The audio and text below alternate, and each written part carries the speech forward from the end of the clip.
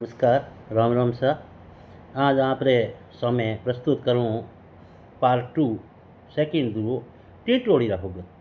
टीटोड़ी अपना बूढ़ा बडेरा हुगन देखता तो टीटोड़ी रे ईंडो अनाज लगा लेता कि आगलो जमानो केड़ो आवेला। तो पहलो कहता टीटोड़ी रे ईंडो ए कहे फोगसी काल विवेक।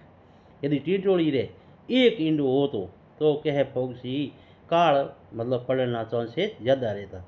दो ईंडा टीटोड़ी धरे नीचे बिछे आधो काल पड़े। दो ईंडा हुए तो आधो काल पड़ना चांसे रहता।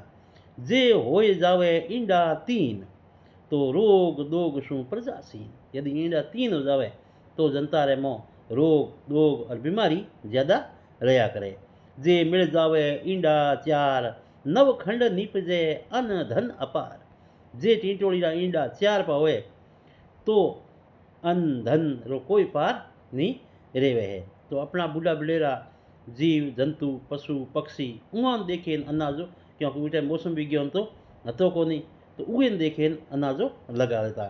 जेठ जाए तपन तो कुण रोके श्रावण भादवो बसंतो। यदि जेठ महीनो जावे तपतो तो भादरवे ने कुण रोके बसंतो। जेठ बायो बाजरो जेठ बायो बाजरो सावण घाल्या मूठ। भर भादरवे भर देसी बाजरेरा ऊँट। भर भादरवे भर देसी बाजरेरा ऊँट। जेठ बायो बाजरो जेठ महीने री बाजरी बायोड़ी हुए तो होमण महीने में पाके भी और भली घनी पाके और ऊँट भरे भरे आप धोन उत्पन्न होएला। जय माता शाह, राम राम शाह।